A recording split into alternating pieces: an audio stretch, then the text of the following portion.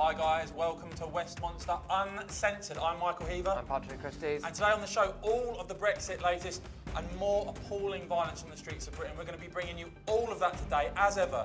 Dive in with your comments, get involved. If you like what you see, please retweet and like and help spread the word. Patrick, we start with Michel Barnier in Brussels. Yes, you might have seen Michel Barnier and David Davis discussing the latest on Brexit in Brussels. This morning, it's emerged that our status quo Brexit transition will run until the end of December 2020. That's the 31st of December 2020. Now, what do you guys think about this? Is this too long? Is it not long enough, perhaps? Let us know what you think. There are also some things we're going to go into later with regards to a potential sellout. Well, it looks like a definite sellout on fisheries.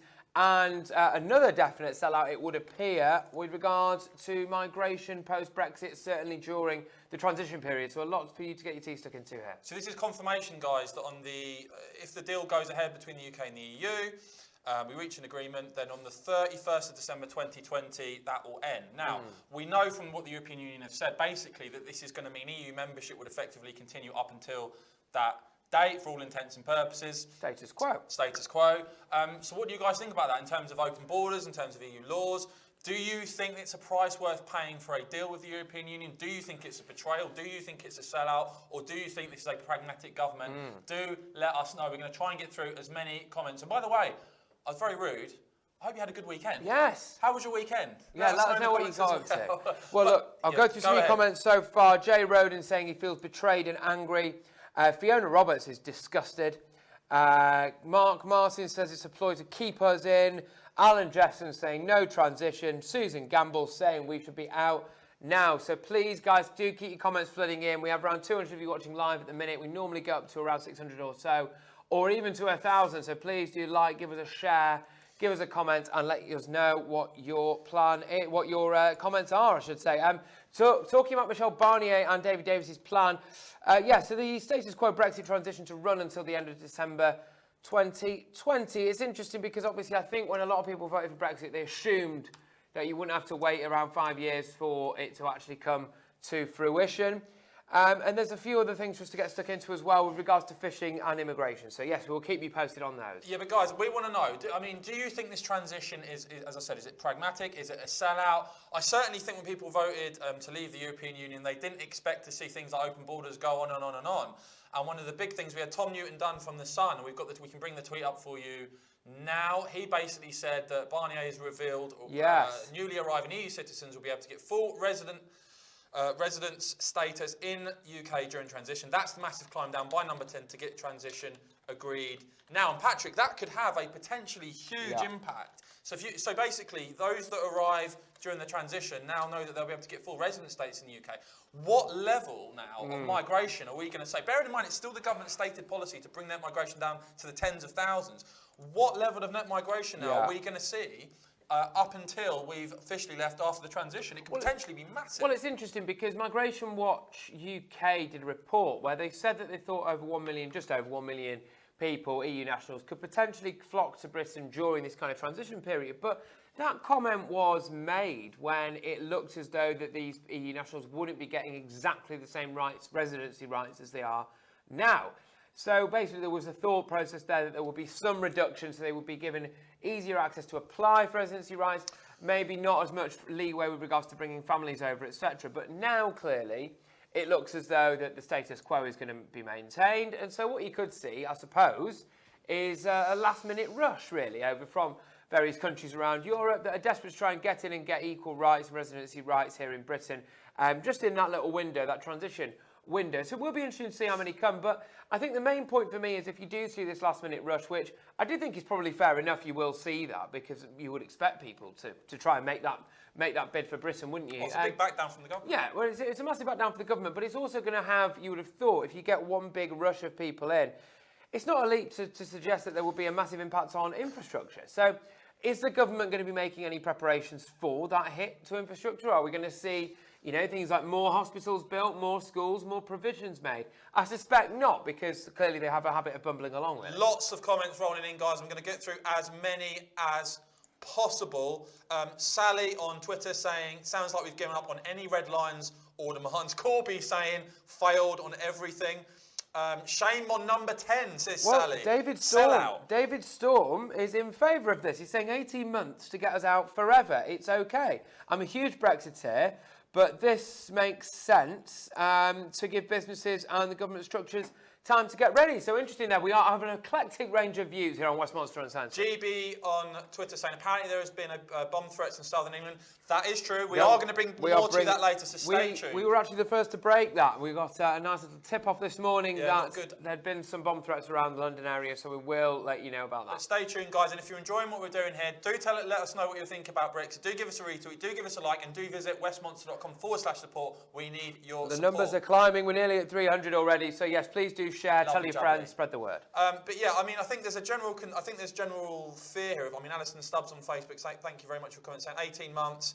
It's already been more than that. Well, that's it, isn't it? People in 2016, I think, wanted to see things happen very quickly. We knew that we were going to have the Article 50 process, which was supposed to be 2 years, maximum of 2 years. After that, we're now going to another period, basically status quo until 2021. Mark Forrest saying they're trying to stall the process. We saw a number of MPs at the weekend come out and say, oh no, we need to delay everything. There's clearly, I mean, the Remain campaign, make no mistake about it, is up and running. You are seeing coordinated, the likes of Sir John Major and Tony Blair sort of running around talking about having another vote. You've seen MPs in Westminster talk about, oh no, we must delay things, we must hold it up. Obviously, they want to try and stop the whole thing.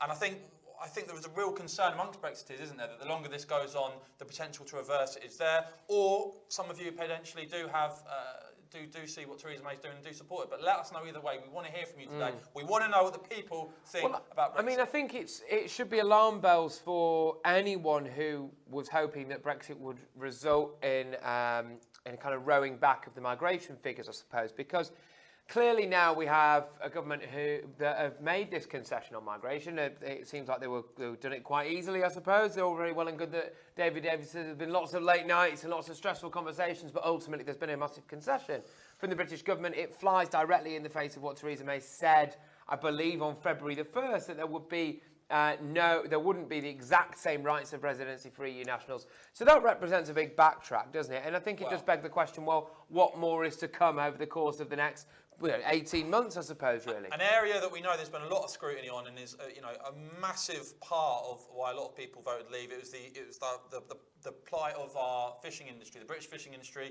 Fishermen have been absolutely screwed now for generations by the European Union. Again, we can bring up a tweet here which basically lays it out. Fishing opportunities to be negotiated by the EU during the 2-year transition period under the latest draft agreement on Brexit arrangements. The fishing industry will not be happy. The UK will be consulted on the this is a joke. This is an absolute disgrace, isn't it, really? I think one of the key pillars of Brexit was, I suppose, the fishing industry. They were out campaigning in force. They were the ones that suffered arguably the hardest at the hands of the EU and potentially stood the most to gain from Brexit. And now you are seeing the fact that Britain will be afforded the privilege of being consulted on fishing matters. I mean, to me, just at its principle, this does seem a little bit odd that you could have a sovereign country with territorial waters and that sovereign country won't be automatically given the rights to decide exactly what happens in those waters. That seems a little bit weird. And actually, is that not an admittance that Britain actually is losing territory thanks to Brexit? I don't know. The Scottish Fishermen's Federation saying the agreement falls far short of an acceptable deal.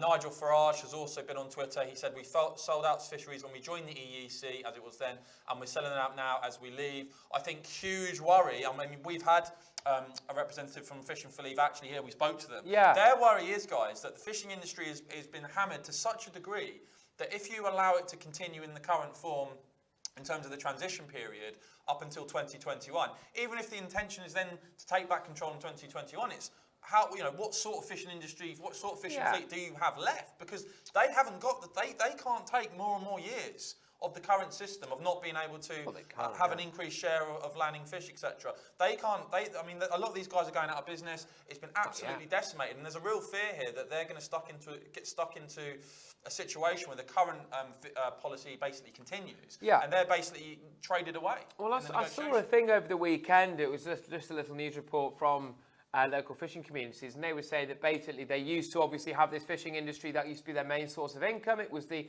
main source of employment for most men and certainly their kids as well. And Now they rely on tourism. The tourism industry, they're based on the fact that they are these quaint little fishing villages, or used to be former fishing villages, I should say. You know, and they were really optimistic about what Brexit could mean. It could bring in a new source of industry for them. It could reinvigorate their area completely. And now, obviously, that seems to have been dashed against the rocks, as it were, by this latest Brexit announcement from Brussels with Michel Barnier and David Davis. I find it worrying, and I don't know whether maybe the nation should as well, how quickly this government seems able to sell out not just key people that voted through Brexit, but quite large sections of British society, actually. You know, it just seemingly without a second thought. Keep your comments coming through, guys. Kenny on Facebook saying Jacob Rees-Mogg for Prime Minister now. I mean, it's very interesting. We don't even have to mention Mogg. We just talk about Brexit. Yeah, inevitably, you guys start talking about him. By the way, guys, I just want to remind you, if you're watching for the first time, welcome.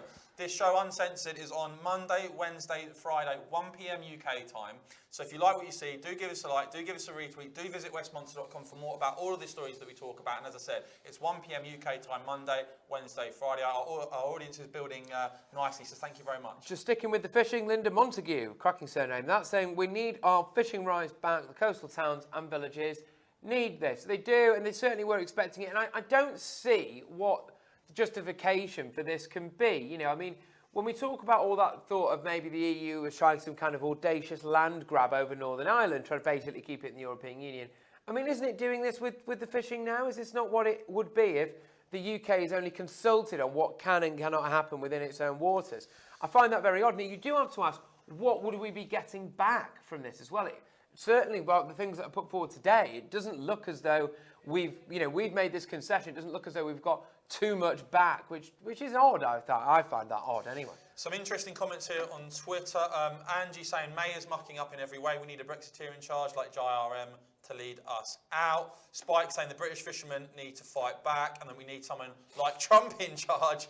And Mark saying we need May out and Mogg in. So it certainly seems like there's a growing scepticism with Theresa May in terms of Brexit. And you guys, obviously, a lot of you support Mogg. I mean, is there any way that you think Theresa May could win back your support, or is there anything that you think Mogg's saying that the government should be saying? Would you like to see him promoted and put forward in a higher senior government role? That'd be quite interesting. But I think one of the things we ran this morning on westmonster.com is an aspect of this that's not really been looked at, which is that, yes, we know that a lot of Ramona MPs are going to vote down the Brexit deal when it comes to Parliament, right? Because we know that Labour now are basically using Brexit as an opportunity to try and hurt the government, to try and bring the government down, and basically all principles have gone out the window on that one.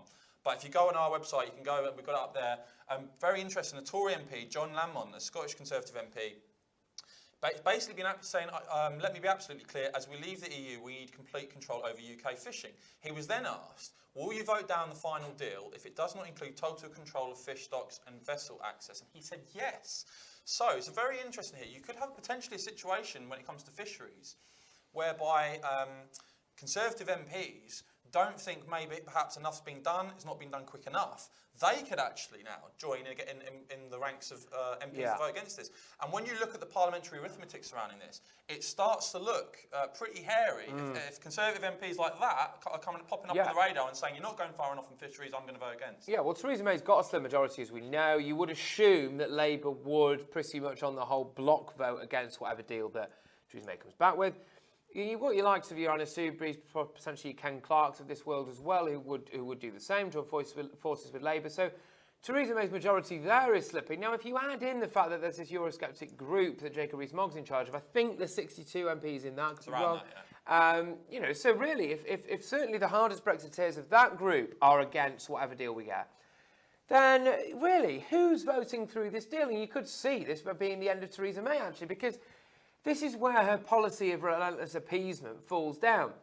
By making sure, or her policy of trying to make sure, that nobody is suitably angry that you get some kind of public revolt on Brexit, she's actually also not pleasing anyone, is she? And this is where it could really come back to bite her in the Commons, because she's not going to please the Remainers because, well, we're leaving, and she's not going to please the hardest of hard Brexiteers because, well, this simply doesn't marry up with what they want. And so we could actually see some kind of constitutional crisis here, And actually, it really could be the end of Theresa May, potentially. Guys, as ever, stay tuned to Westmonster for all the latest on Brexit. It's westmonster.com. If you want to support us, please do, westmonster.com/support. Now, we're just going to slightly change subject here. Guy Verhofstadt, one of those senior EU nationalists that you see over in Brussels saying all sorts of stuff. Actually, he's the sort of European Parliament's representative in the Brexit negotiations. Good God, that's quite the thought. He basically tweeted something out recently, which I think is worth highlighting, because I think this is the direction you're going to see the European Union going increasingly, and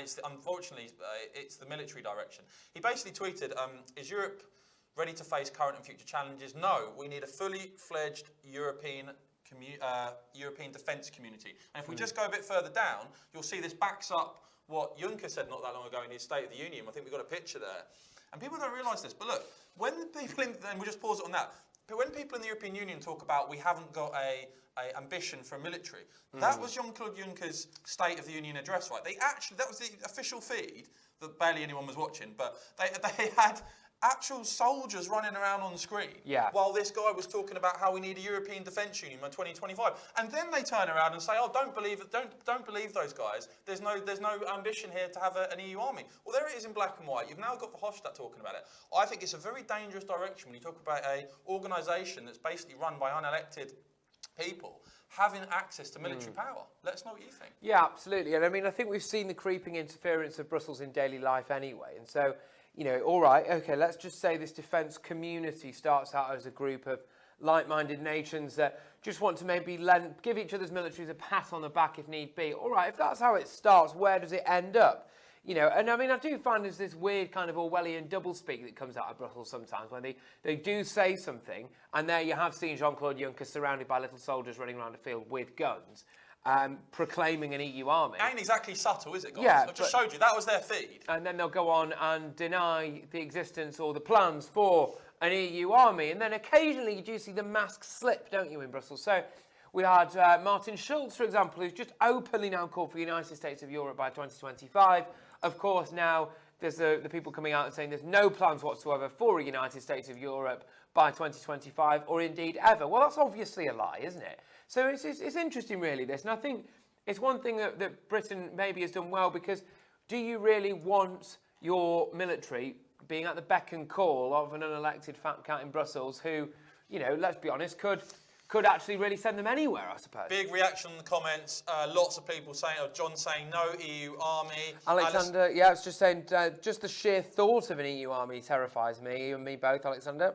Yeah, lots of people. Paula on YouTube saying we want no part of EU defence. Again, I think it's a troubling direction, guys, not just for the UK, but for Europe as a whole, because you're looking at people here who aren't, don't have to stand in elections, basically are appointed by other people in the European Union, and this relentless push to centralise military power within the European Union, I think is deeply troubling. And, it represents, again, a further push for centralisation, which is why these idiots who talk about, let's have another referendum and all that stuff, what they don't realise is the European Union, it never has been and never will be a static beast. It is a constantly evolving, deepening centralisation monster that sucks democracy, sucks power and sucks money away from member states to try and make the central body of it more and more powerful, which is why they're going down this route, because I think they quite like the idea, let's have a bit of military might and we can intervene in foreign affairs as the European Union. It's an extremely dangerous development and we'll be keeping a very close eye on it. Yeah, well, I've got a couple of points here. Someone, do comment, your name has just flown down the list. We're getting so many comments in, but they basically said the UK will end up getting drawn into this anyway. And I do wonder whether or not we might actually, because if you look at the way Britain's defence spending has been going, the constant cuts and things like that, obviously we've got a nuclear deterrent, which just seems to be plan A for us at the minute. But we've also, been reducing the size of the army, the size of our military, and you do wonder whether it was because they never really planned for Britain to leave the EU, and they knew there were plans afoot for some kind of unified defence strategy within Europe, and maybe we would be stronger as a part of being kind of encompassed in that. So I do wonder whether or not we've already seen loads of concessions, whether we'll see Britain's military being used as a further concession to sweeten some kind of Brexit deal. I don't know. I mean, you would hope not, but you would have thought that about fisheries. And now it looks as though Britain's territorial waters are going to be used there as well. The other main point we'd like to say is we do have to think, OK, so the premise, presumably, of a basic EU army would be to make the continent safer, you would think. But actually, could it make it more dangerous? Because when you look at how angry Vladimir Putin seems to get at the very threat of any kind of military interference whatsoever, then he would have a continent's army, presumably massed somewhere near his borders. That would enrage him. He would presumably see that as a greater threat, and are we going to see more kind of Russian interference as well? I mean, I'm not sure it's a good idea at any level. Election after election, guys, as you know, if you follow Westmonster, Eurosceptics are sweeping the board, and I think it's just a panic, frankly, from some EU federalists who want to take power, want to remain relevant, and see this as another push to further entangle member states even into the increasingly unpopular fabric of the European Union. But we're going to be keeping an eye on it because I think it's got big ramifications, not just for us, but the whole of Europe and the world. So we'll cover up today. Steve Arrowsmith says it can't be true about the EU army because Clegg said so. Oh, yeah, that's it. It's a dangerous fantasy, of course. And that's what makes me laugh, guys. When you see someone like that, Nick Cernick, was it Cernick Clegg? Yeah. Yeah, stand up and say it's a dangerous fantasy in that debate with Nigel Farage. And then you've got Jean-Claude Juncker stood up in the European Parliament with his State of the Union. I mean, what a joke that is. Not even, I mean, who voted for this guy? Anyway, when he does that, and then you have on the screen the soldiers running around and everything. I mean, it is just, it shows you that what the Eurosceptics and Nikes and Nigel Farage have warned about for years and years is the EU's ultimate aim, which is for full centralisation on everything, on the whole kit and caboodle. Yeah, and I think it would make it harder for other countries to leave as well, the European bloc, that is, if this is just a further level of integration, isn't it? You know, a further level of state integration. With regards to having your military attached to some kind of super state in Brussels. I suppose, again, it's another deterrent for a country to leave. Look, we've just come through all the work of moulding together some kind of unified European defence front. Surely you don't want to leave now. Surely you'd be more exposed if you left, etc. So you can see how they are trying to piece together this eternal EU superstate, I suppose. That's certainly what it looks like for me, but I'm interested to see what you guys... Hey, any more forecasts from Mystic Nick? Well, indeed. Fantastic. I wouldn't take the lottery numbers off him, would you? Alexander Smith agrees, says an EU army will only escalate tensions with Russia and Eurosceptic countries like Hungary. And I believe that. We've already seen Putin try some kind of audacious land grab in Crimea. Well, not try, he's done it, hasn't he? So, yeah, I mean, this could be very interesting. I think certainly you would see more of a strong, potent, regular response from Putin. Actually could escalate international relations quite substantially, I would have thought. Guys, if you enjoy what we do here, do give us a retweet, do give us a like. You're helping our audience grow. We thank you so much. As I said, Uncensored is Monday, Wednesday, Friday, 1 p.m. UK time. But give us a retweet, give us a like, and go to westmonster.com/support if you want to support us. We really appreciate it. Just an interesting comment here from a guy called David Wolf saying, sorry guys, UK column, I don't know if you've ever heard of UK column, their news is better, it's more factual, fully investigated and evidence, not these two in their opinions. You do understand that the UK column think that the moon is a satellite? Just going to put that one out there. But anyway, carry on. David, each their own, my old son. Look, you're more than welcome. If you think we're talking a load of old cobblers, I mean, you've obviously hung around and commented, so you've listened long enough. So we've obviously captured your attention. It's not that. It's that they literally think the moon is a satellite. They also think the royal family are a group of shape-shifting lizards. So when you say factual, I Takes all sorts, doesn't it? Yeah. Right, anyway. Let's moving swiftly on then, before Patrick gets too riled up. You don't want a verbal pump. I'm all right. I just actually believe in the facts, not just a collection of David Icke theories. Well, you can depend on us for the facts, can't you? Of course. Thank Now, going to westmonster.com, you'll see a story we've just done today, Patrick. You wrote this one up. At least 21 people. Guys, you'll know we've done a lot on crime. I think it's been criminally underreported what's going on in the streets of Britain at the moment. And we see here at least 21 people shot or stabbed to death in London so far since New Year's Eve, Patrick. Yeah, well, it's absolutely rampant, isn't it? Got a knife crime across the capital's streets. And of course, it's not just the capital, it is across the country, but we are focusing on London because this does seem to be where the absolute epicentre of this knife and gun crime spate is. So the police have actually launched a 5th murder probe in a week after a man was stabbed to death in Hackney, suffered multiple stab wounds. I mean, the volume of, crucially here, what we're seeing a lot is the volume of teenagers killed around the capital, So your youngsters that are going around carrying knives, some of them are carrying guns, of course. 7 teenagers have died so far this year.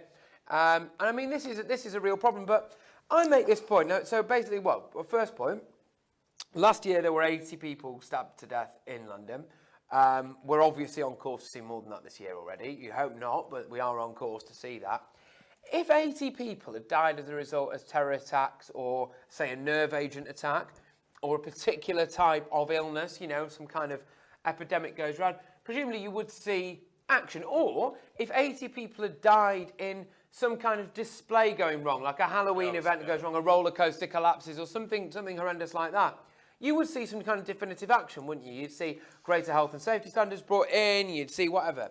But because these are just spread out, you're not seeing any action. And there is, before you move on to some comments, there is a point I would like to make, and especially with regards to maybe the mainstream media and the government, and it is a genuine question. Are you not reporting on the kind of amount, the sheer volume of these kind of attacks? Are you ignoring them? Are you not bringing anything into law? Because the majority of these attacks are carried out against poor, working class, often ethnic minority people. Is that what's going on there? I don't understand why it's not a bigger deal. Rachel saying you lads are fab. No, you're fab, Rachel. You guys, you've given us so much support. You've shared all these videos and stuff, and our audience is growing, so we thank you so much for tuning in. I just want to show you this tweet I did at the weekend that got a huge response. It was to a link to a story we did on Westmonster.com. Just want to bring it up now. And I just want you to imagine this, guys. I'm absolutely appalled at the lack of media coverage when you consider that in 1 week in London, and these are just some of the things that have happened. A man shot and stabbed to death in Enfield. Shot and stabbed to death in Enfield. 18-year-old stabbed to death in Chadwell Heath. 20-year-old shot dead in Walthamstow. 14-year-old shot in Seven Sisters and left with life-changing injuries. Is this not a national emergency? I've had a big response on Twitter for that tweet from a lot of youngsters I've seen living in London. And it seems to me increasingly that we're living in some sort of parallel society here, because we've got young people here, 14-year-old being shot, 18-year-olds being shot and stabbed and killed on our streets. And yet when you turn the TV on a lot of the time, we're talking about people being offended about this, that and the other. And yet this is the reality for people growing up on our streets. Imagine what it's like if you're a friend or it's your brother or it's your son and it's a 14-year-old being shot in London. Yeah, there's a cracking comment here from Sally Emilio just saying, let's be honest, these are mostly young black men, she says, from deprived areas, the least cared about group in the country by the mainstream media. But a lot of men, even men, these are boys. These are young teenage boys being not just stabbed, but shot, for Christ's sake. Yeah, well, this is kind of my point. Exactly, Sally, basically saying, look, if these were actually, we've got Westminster School around the corner here, which is obviously quite a posh school in the shadow of the House of Commons. If four of their kids got stabbed to death over the course of a year, you would start seeing the House of Commons talking about this issue massively. You would start seeing definitive action taken. You would start seeing more money maybe pumped into the police and resources. So the fact is that this is happening in hugely deprived areas to people who, are maybe of a particular ethnic background. And as you say, it simply doesn't resonate with the political class in Britain at the minute, and they're not doing enough about it. It's out of sight, out of mind, isn't it? And as we've seen with the grooming gangs, as we saw in Telford, this has been going on for a number of years. You're now seeing, as I said, what I highlighted there is not over the space of a year. That's in a week. 18-year-old, 14-year-old, shot, stabs, people being killed. Yeah. And this is going on today. And where is the outrage? Why are people not? Why isn't this one of the top priorities in the country? These are young people being killed and wounded for life. And what can be more important than that? Well, Anthony Pratt said, as far as the mainstream media is concerned, and he's right, it was more important that KFC ran out of chicken. Well, we made that comparison at the time. I've seen more coverage for things like that. I'd love to know, guys, how many of you, apart from that seen it on Westmonster, because we did it, how many of you have seen that a 14-year-old was shot in London? And I've got to say, I'm pushing this because people sometimes say back to us, they're just hardened gangsters and hooligans and they must have been involved in some level of criminality. Look, that's a 14-year-old boy. Nothing justifies that. There's no rationale. There's no comeback. That should not be happening in our country. And it's not just the 14-year-old. It's the 18-year-old stabbed to death in Chadwell Heath. It's the 20-year-old shot dead in Walthamstow. It's the man shot and stabbed to death in Enfield, who I believe was in his 20s. That's in the space of a week. What are we going to go? Are we going to every week now? Are we going to see this level of violence? Well, we are. Over New Year's, as you know, if you follow Westmonster.com, there was the 4 separate incidents within 24 hours. On New Year's Eve and New Year's Day, 4 men, separate attacks, all young, stabbed to death. And what I don't understand, speaking as like a political commentator on this, I think that it would be presumably a really easy vote winner for politicians to actually come down hard on this. I mean, if you laid the facts out to people and then reintroduced stop and search in a big way, all right, you would see the likes of Diane Abbott maybe standing up and say, it unfairly targets ethnic minorities in the community.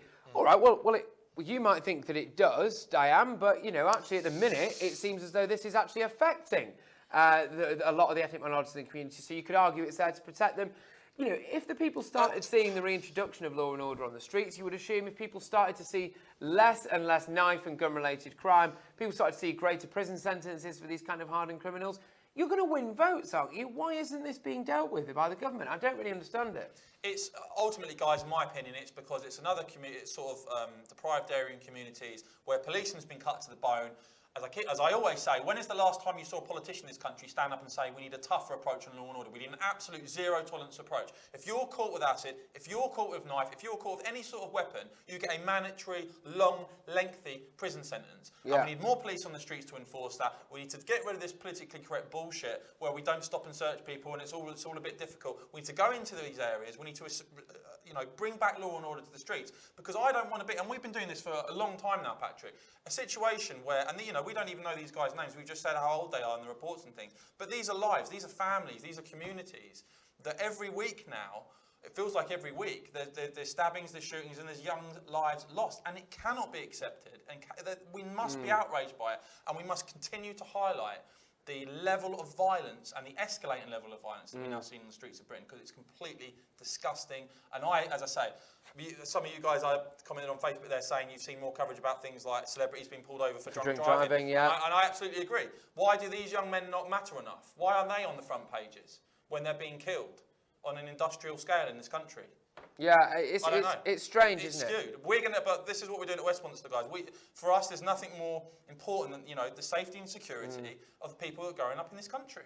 And a 14-year-old getting shot in your capital city is not just a little local difficulty. It's a national emergency. It should be treated as a national emergency. And I'd love to see more politicians actually start engaging with this and facing up to the reality of that we're becoming a more dangerous, more violent society. I think this is where the politicians let themselves down. The government's kind of policies come unstuck, really, isn't it? Because, when we talk about, for example, things like this, obviously very widespread knife and gun crime across the country, we talk about things like terror, there's clearly a big extremism element in British society.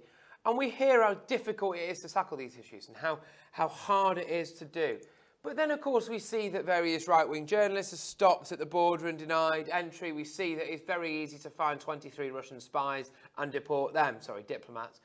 And so, why can't we do more when it comes to this as well? If it's that easy to tackle those issues, it's that easy to get the border patrols to spot these people in a crowd and stop them from entering, if it's that easy to find out where these supposed Russian spies are and deport them within a couple of days, surely it's not that difficult to get into these local communities and really put a marker down and stop knife and gun crime. Surely it's not that difficult to track down the key sources of terror in British society and stamp them out as well, you would have thought. Guys, we're going to be absolutely relentless on this. We've done a lot on it already.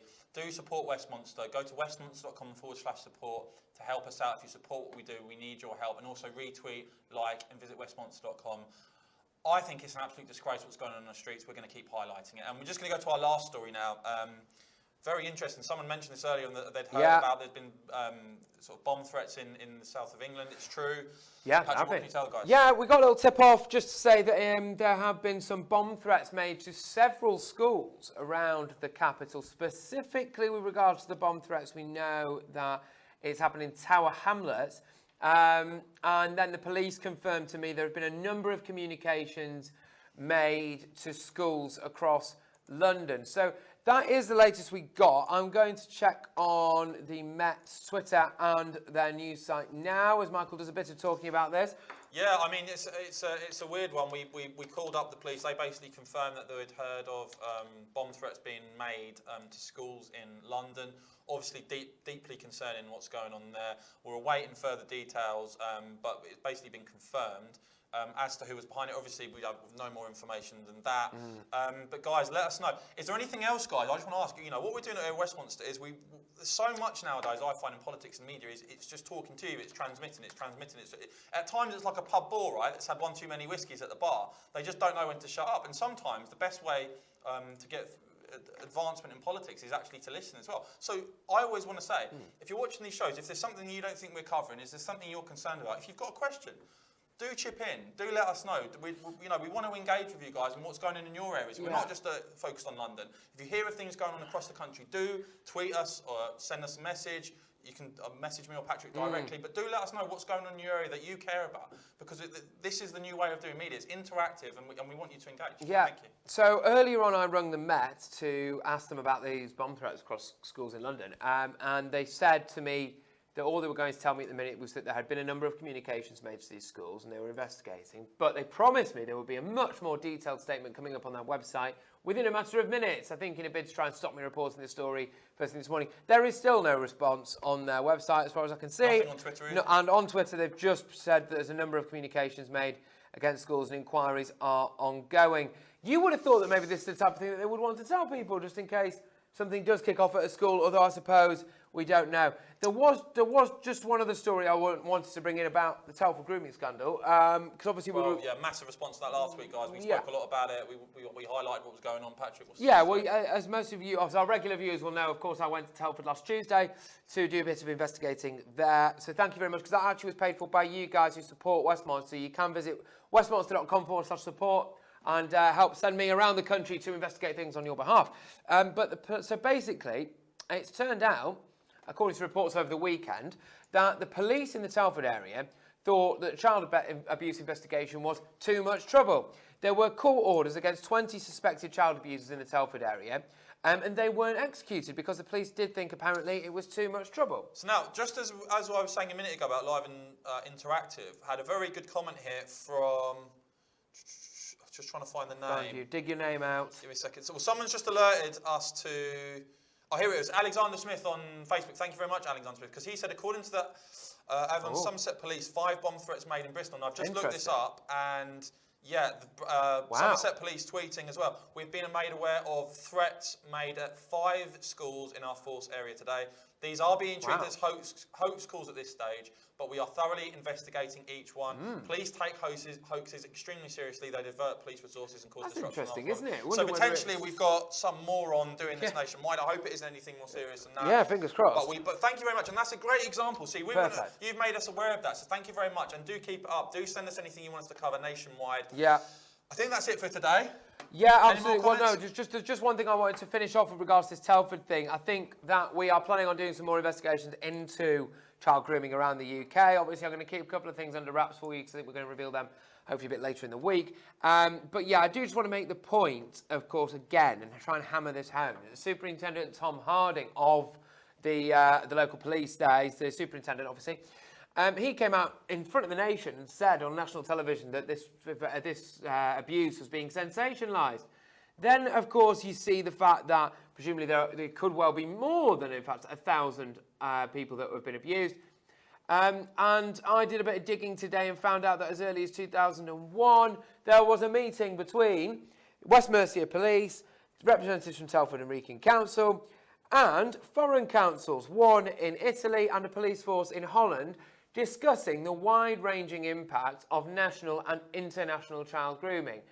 That, to me, would seem to constitute the fact that Tom Harding has not been entirely honest with the nation on national television. And will there be any repercussions for that? We will have to wait and see. But as ever, we will keep you informed.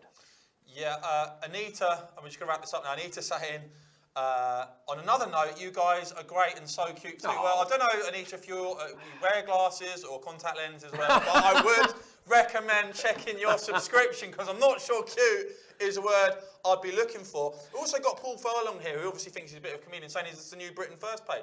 Look, Paul, me old son, this guy went to Telford and spoke to locals about what was going on. What we do at Westmonster, whether you like it or not, if you're politically correct, if you've got your head buried in the sand, we do not denigrate, we do not generalise, no. We report the fact, right? Now, some people are open to the fact. Some people want to know what's going on in this country. Some people find things like mass migration and grooming gangs and all the rest of it and knife crime, they find that quite difficult to comprehend that level of violence, that level of depravity has gone on in our country. But if you can handle it, Westmonster's for you. If you want to come and troll us, you're more than welcome. But recognise this, our audience is growing. And I think people want to hear about what is going on across our country like we did last week. Yeah, we've also just done a segment accusing...